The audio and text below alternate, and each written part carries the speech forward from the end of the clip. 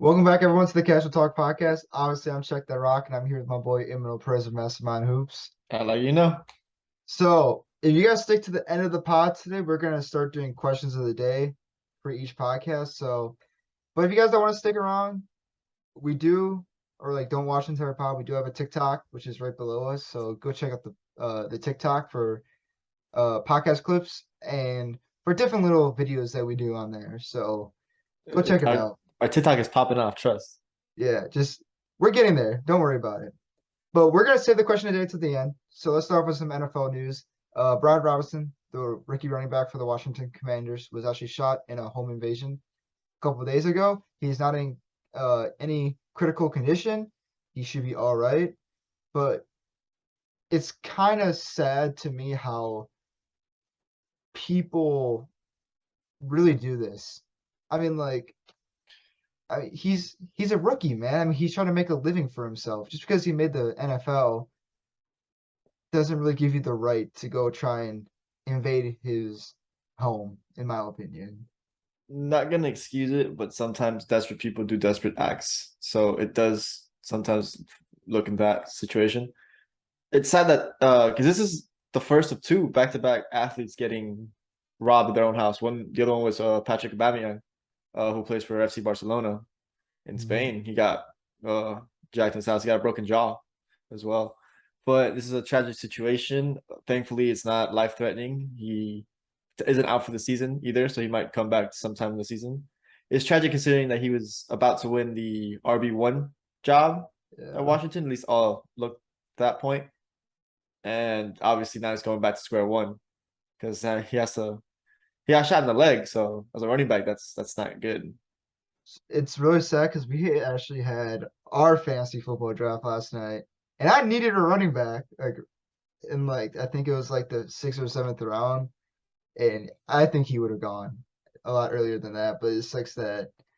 But like, it doesn't matter about us. It's all about players and their No, of course. own health first. That comes first, I think, because players, especially NFL players, they're the reasons why our Sundays, Thursdays, and Mondays are great if you're a football fan, because you turn on your TV, turn on ABC, NBC, whatever station the game is on, and you enjoy Sunday night football, Sunday football, Monday night football, Thursday night football. It's just tragic to see that this has to happen to such a young person too, who's getting Yeah. his foot in the door and getting his career started. Luckily, it didn't end the way Sean Taylor's life ended. Yeah.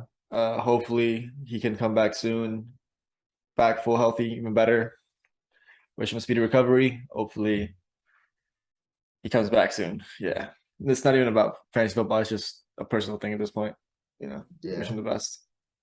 But let's move on to some basketball news. So the rumors besides Kevin Durant were Donovan Mitchell. So the Knicks reportedly were on like a time schedule with the Jazz for a Monday deal to happen. And the Jazz didn't offer anything that the Knicks like, so the trade's off now because not only that, RJ Barrett just signed a rookie extension, 4 years, 120 million, somewhere around there, which is well deserved. So congratulations to RJ Barrett on a new contract extension, well deserved. But it sucks that the Knicks are spending almost over $300 million on Julius Randle, Brunson, and now RJ Barrett, though. Congratulations on playing New York. Um, no, congrats to RJ Barrett. He's definitely, in my opinion, the best player on that roster. Maybe he's not your go-to scorer, or at least not yet, but I love his game a lot. He's improved a lot mentally since coming into the league. Um, as for the Knicks, now not really looking at Donovan Mitchell, or I mean, I think there's still ways to get it done, but it's Mhm. gonna take time now. The question now is, are the Jazz willing to ship Donovan Mitchell or not? Supposedly, there's rumors that there's trades that they do like out there. I don't know how the reality of it. Yeah, it's gonna be tough now. 'Cause I think the main team that really wanted him or the best offer they could get is off the books now at this point. I mean, it's gonna be tough because of salary cap reasons, but According to Shams, I think New York offered RJ I forgot what other player. Opie. I think it was Opie Obi, I think it Toppin. was Obi. Yeah, I think it was Obi, and then two unprotected draft picks. So this is my issue with that. Rudy Gobert. Rudy Gobert destroyed the market. Yeah. They got like 5 first round picks for him. He ruined it until probably the trade deadline, which is I don't sad. know why Minnesota offered that. I really don't. Not I, saying that they didn't need Rudy Gobert, but I just think that was an excessive amount of draft picks. I think they were desperate They to probably make were. to make a move to evolve around because like I mean Anthony Edwards is an up and coming player. He's gonna be absolutely great throughout his career from what we've seen so far. Cat's got that dog in him now after playing with Pat Bev, which that ain't gonna last long. Cat, you're still soft, bro. You're still soft. And then they got D'Lo, which I mean that's not a top big three in the NBA, but it's not bad. I mean I it's mean, playoff contention it's worthy. definitely playoff contention. I don't think Rudy Gobert would have been the answer, in my opinion. I think they could have used a wing player, an elite wing player, more than Yeah. anything else. They imagine if they had Andrew Wiggins. But but on a serious note, like I do think they needed a wing more than they needed a center, Mhm. especially considering you have the best shooting center. Although they did need defensive center really bad. I agree. Because Cat's not protecting the rim. I think we both know that. And Nasri isn't. I don't think Nasri is much of a rim protector, but He's like more than Cab, but it's not as an much as a wimp. elite. Yeah, it's not Yeah. elite. So if you're the Jazz, what do you do? Do you trade? Are you trying to look? Because reports that they're still trying to get rid of Donovan Mitchell by the training camp. Understandable. Training camps when the team comes back fully, you want to have a set roster by that point, know what your team's going to look like. I genuinely do think that if I was a Jazz, I'd restart. Mm-hmm. Your roster isn't exactly putting anyone to scared. You know what I'm saying? It's not scaring anybody. Yeah. Realistically, you might be at best a playing team. Maybe you might be Mhm. sneaking into the 16. Maybe no, you're not. Not in the West. No. Not in the West. Um, it's tough. I think they had their window and they blew it.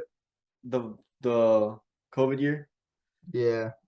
that was their window.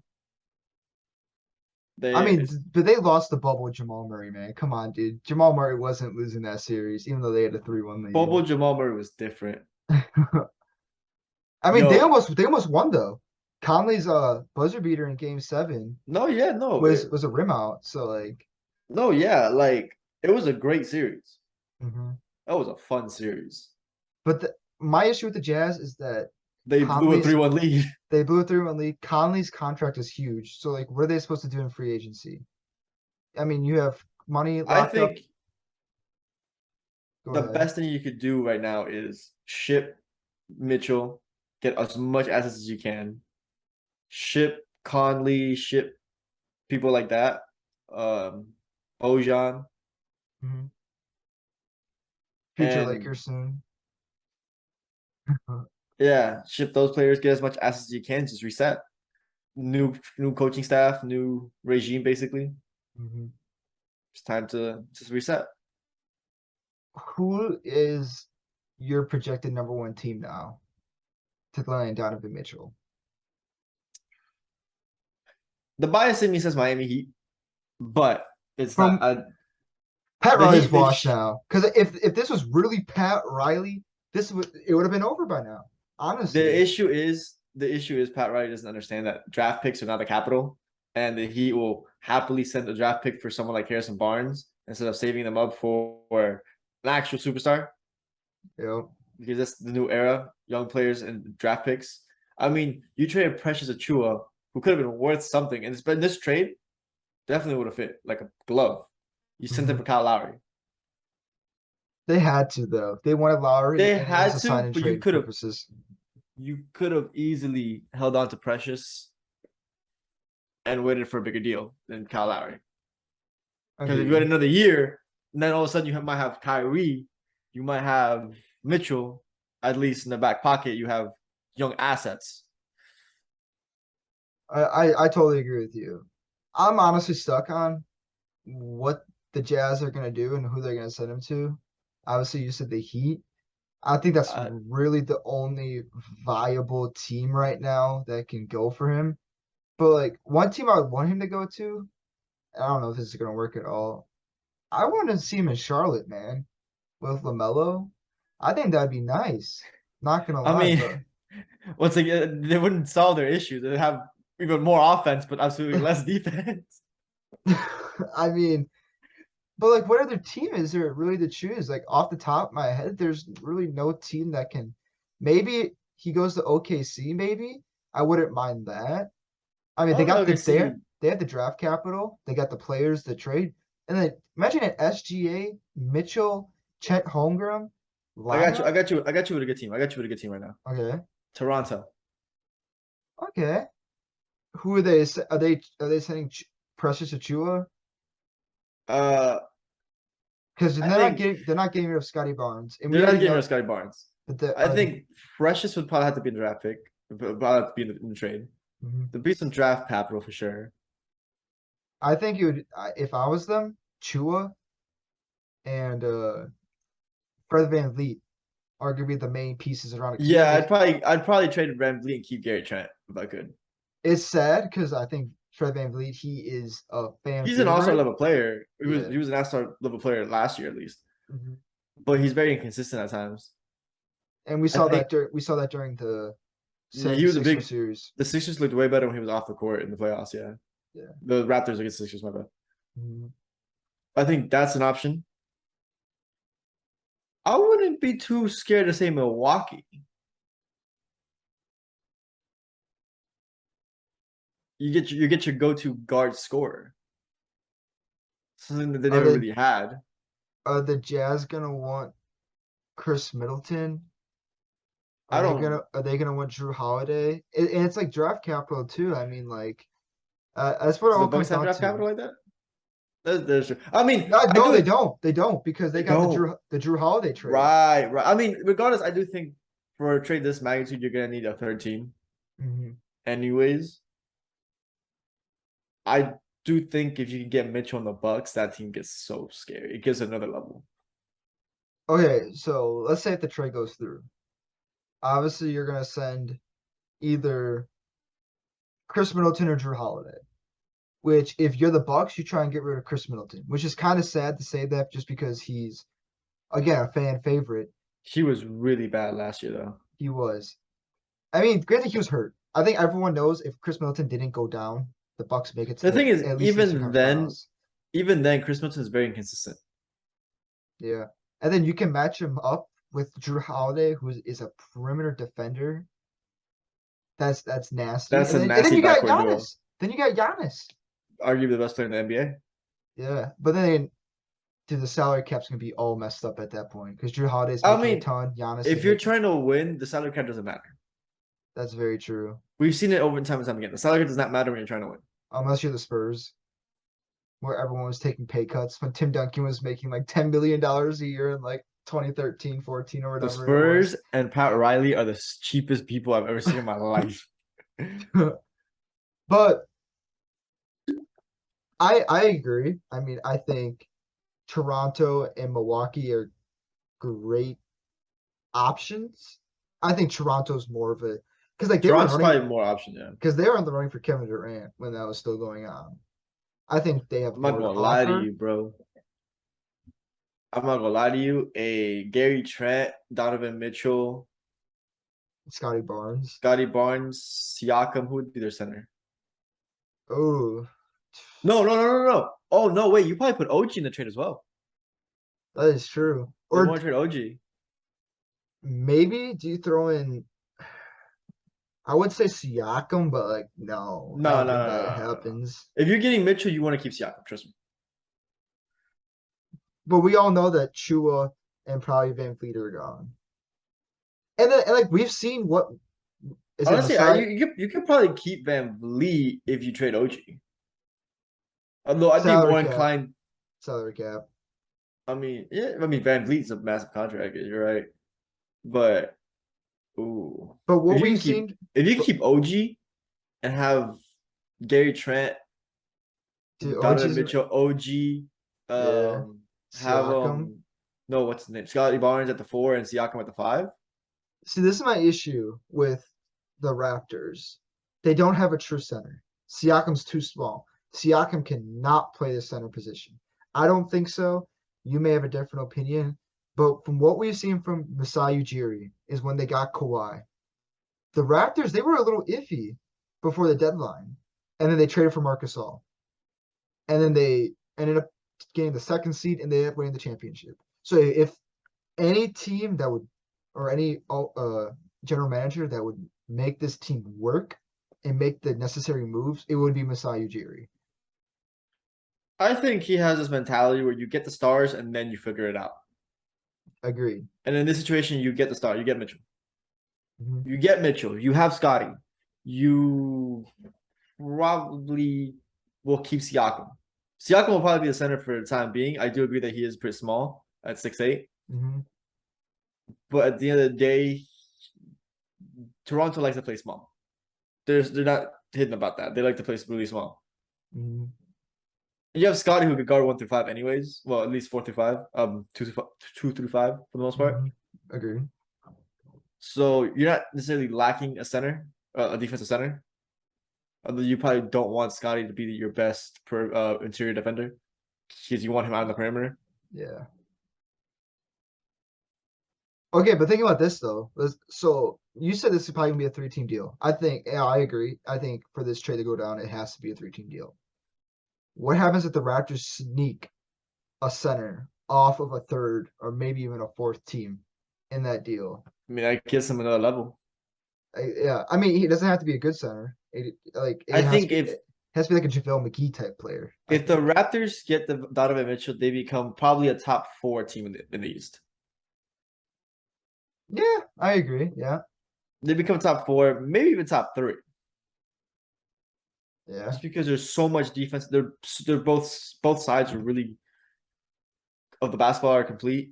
I think you get your go-to scorer, which I think what this team lacks. Hmm. They lack that bucket getter, that in crunch time, give this guy the ball, he got you. Agreed. Oh, You not only get that. that, but like there's free agents still. If you look at free agency's been dead.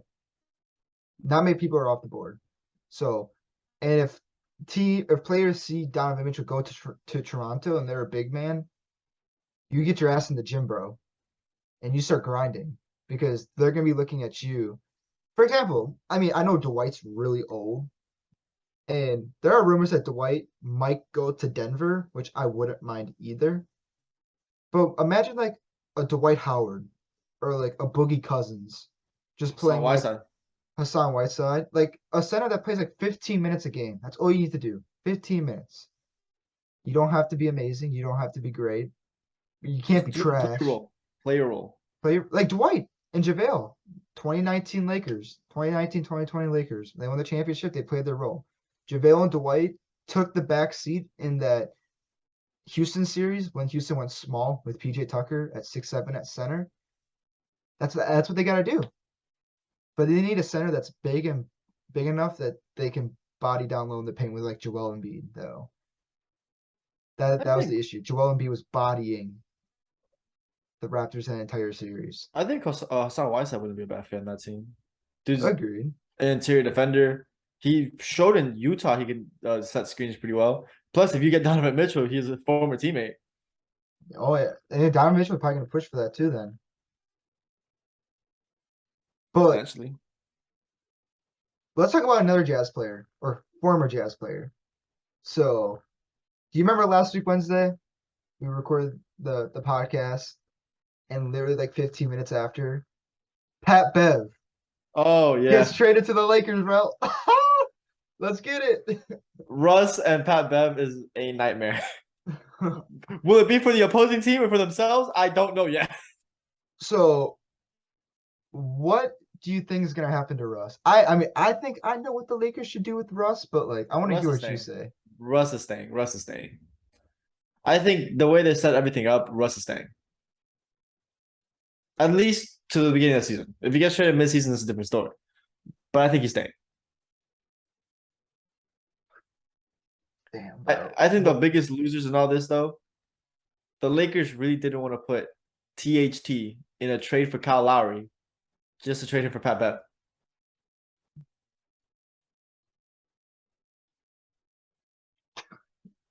Dude, you have no idea. I mean, I've been saying this for the last 3 years that the Lakers need to get rid of THT. They didn't want to give him up in the Buddy Hield or Miles Turner trade last uh trade deadline. But thank God he's finally off the team, bro. He's so bad.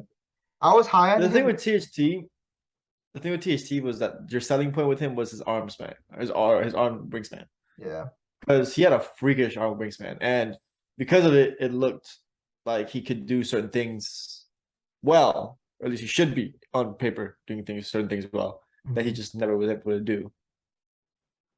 I agree. He just didn't develop the way I think Lakers fans expected him to develop. I was high on him after they won the championship. Just cause, I mean, a young guy, he came in that Houston series. He gave you a couple buckets as a rookie in the playoffs, and I think we overhyped him as a young player, and I think that hype got to him too much. This is also a common thing with LeBron, though. LeBron teams with LeBron never really been able to like, develop young talent. Is that LeBron's fault or is that their fault? It could be, it could not be. Who knows? It's something but we don't see backstage at the end of the day. Because we look at that first year with the Lakers. But it's also it might be a LeBron fault in the sense of when LeBron's on the roster, it's a win now situation.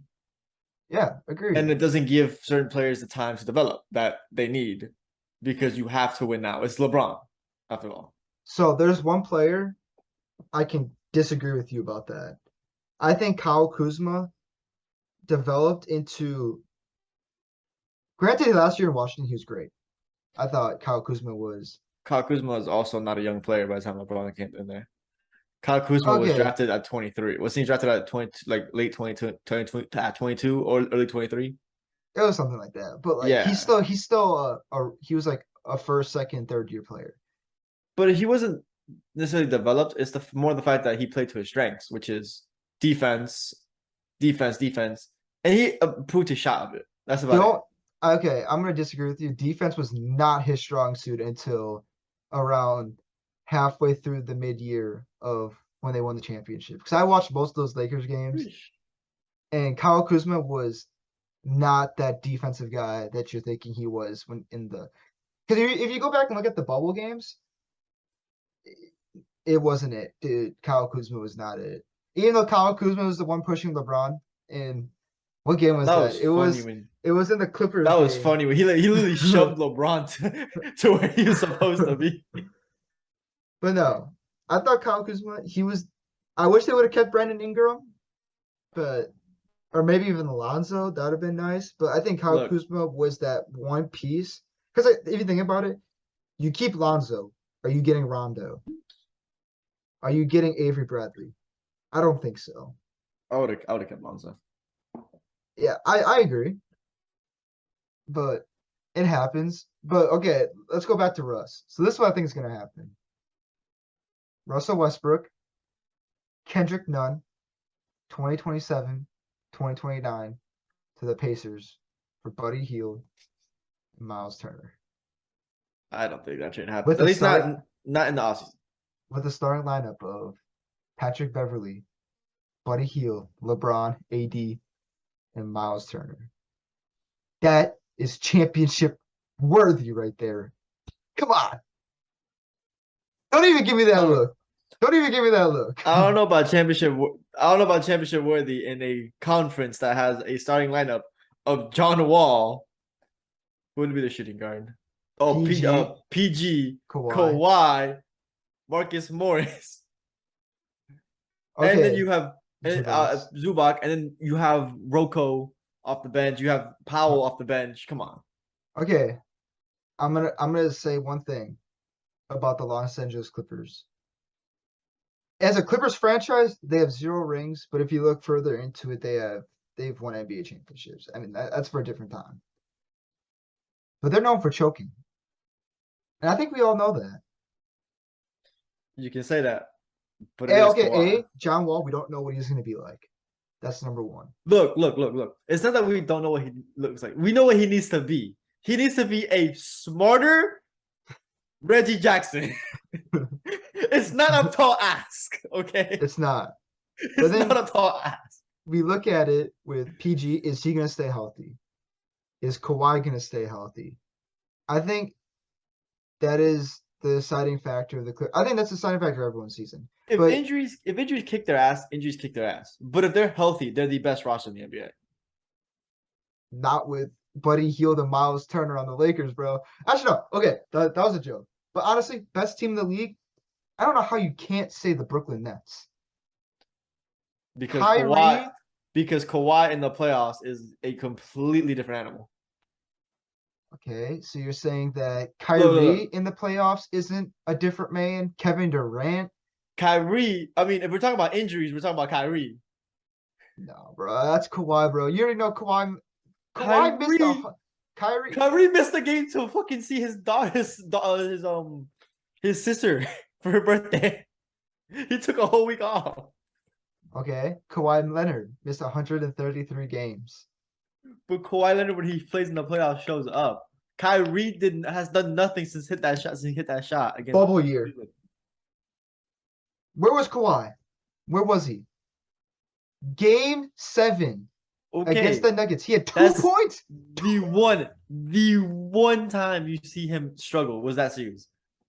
You also see two legendary playoff runs. He was on another legendary playoff run had he not gotten injured in 2021. Okay, I still think the Cavs are winning that series. I know you disagree with me about that. I said 2021. I'm talking about Oh no, I meant COVID like year. yeah.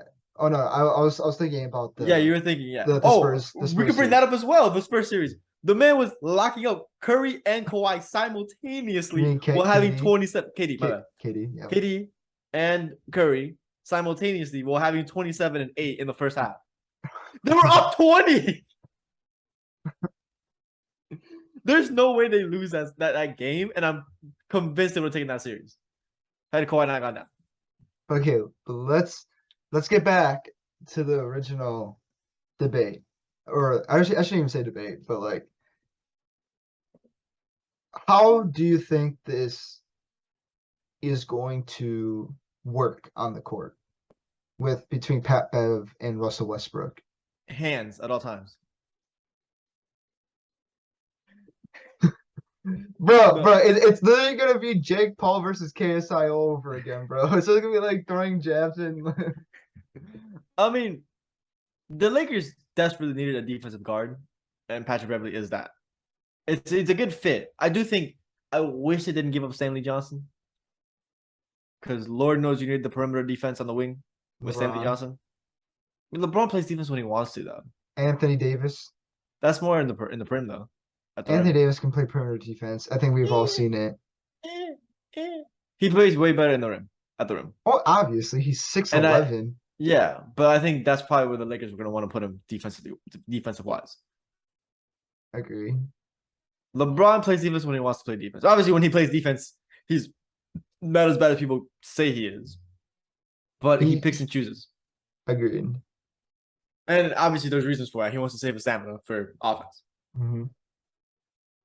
I think if you could have kept Stanley Johnson, you could have had your go-to on-ball defender.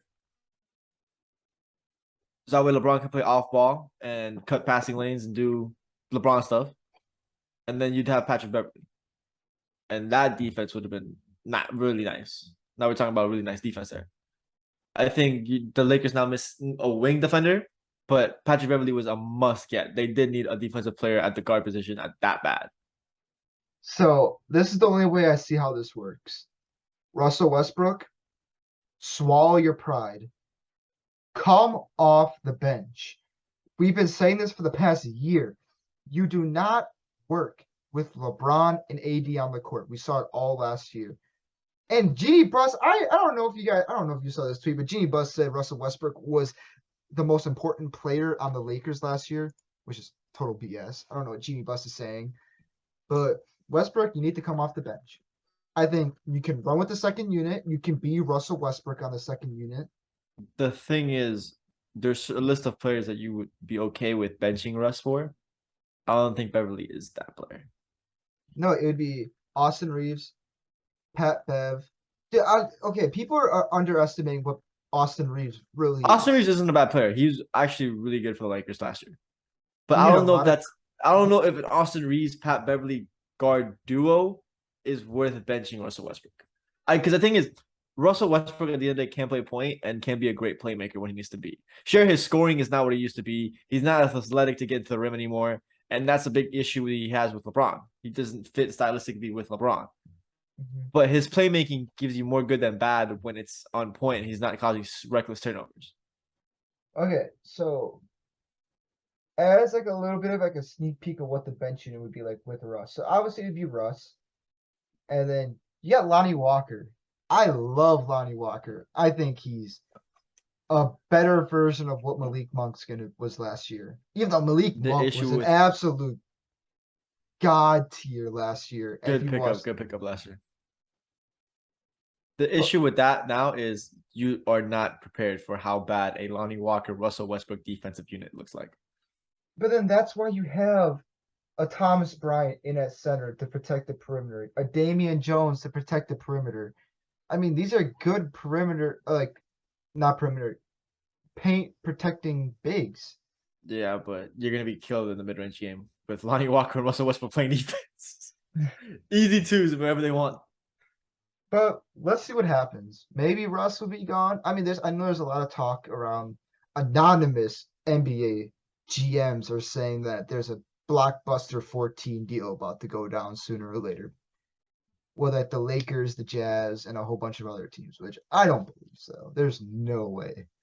We always hear these rumors and they never happen. So But either expect Westbrook to be traded by either training camp. I wouldn't be surprised if they just sit Westbrook, pull John Wall, don't have him play at all. I don't think that's gonna happen. I think Devin Ham wants Westbrook to play. Darvin, Darvin Darvin Ham. Ham, my bad. Darvin Ham wants Westbrook to play. I think Westbrook will play. Okay, it's that time of the day. It's the question of the day. So, out of all the non-lottery picks in this year's draft, who do you think will have the most impact on their team next season? There's a lot of non-lottery picks that I really like. But I'm gonna go with the interesting one. I'm gonna go Ty Washington at Houston. Okay.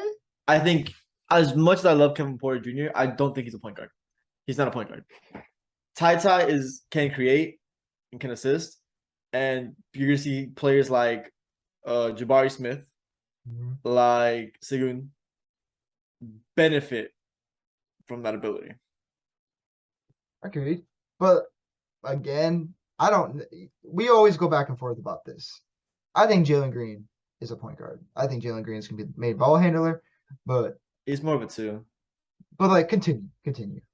I think he's more of a two, Jalen Green. I think Ty is better suited to be a one. I think once he starts playing more with the starters, you're gonna see starter numbers go up a bit, benefit from his playmaking. Because Kevin Porter is a bucket getter, but he Yep. can't create for other people. Yeah. I think Kevin Porter as a six man on that team, that's a role he'll shine in. Absolutely. And Agreed. Ty becomes a starting point guard. And I can just see Houston take it up another notch. You can see them probably get their longest win streak of the season.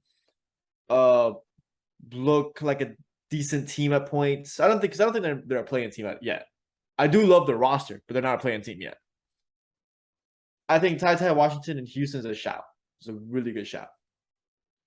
Okay, I'm just looking up, and he shot 35% from three too, Yeah, which isn't bad. it's not disrespectful.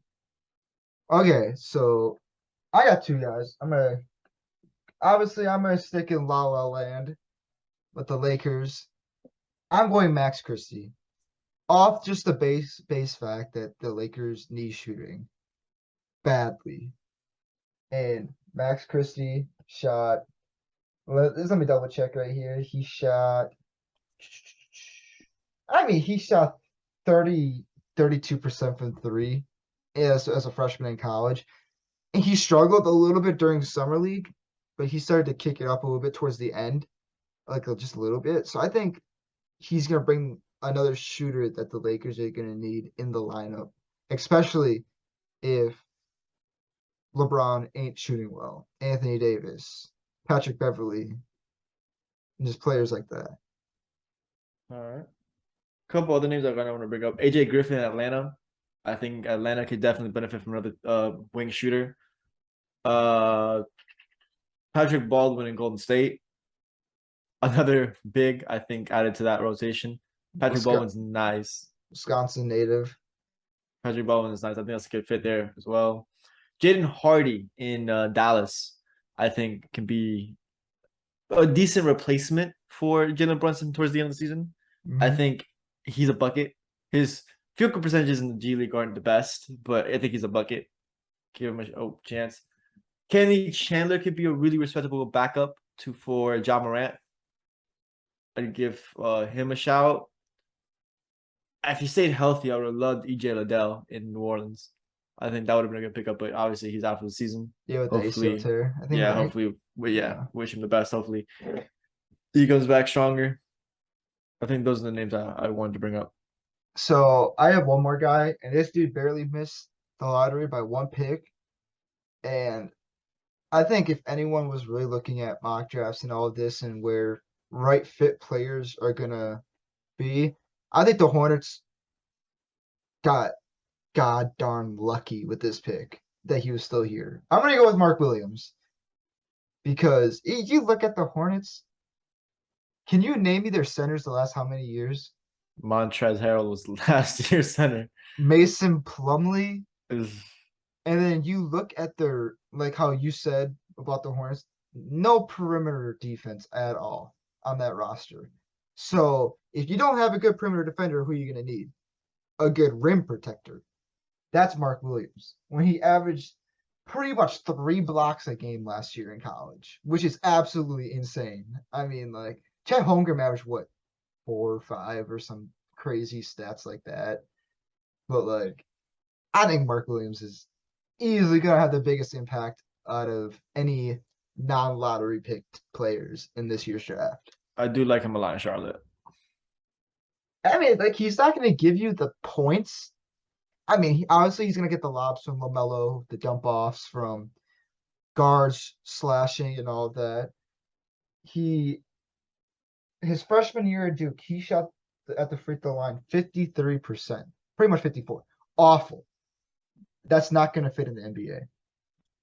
And you look at last season, 72, well, it's pretty much 72, 73% from the free throw line. That's a big major jump. And he's going to start getting hacked, though, when he gets all these dump offs. So he's got to be able to hit his free throws. 73% for a big man, not too bad. It's not like you're like Nikola Jokic or Joel Embiid or someone like that. I mean, goodness gracious, he's shooting free throws almost better than Giannis. So that's my guy. Do you have anyone else? No, I think I said everything that needed to be said. The players. So if you guys have any questions of the day that you want to let us answer, put it down in the comment section down below. Or if you're on TikTok, obviously comment too, Instagram, Twitter, whatever. But from Check the Rock to Mastermind Hoops, we're signing off on today's podcast, and we'll catch you all in the next one. Take care, everyone. See you, Space Cowboy.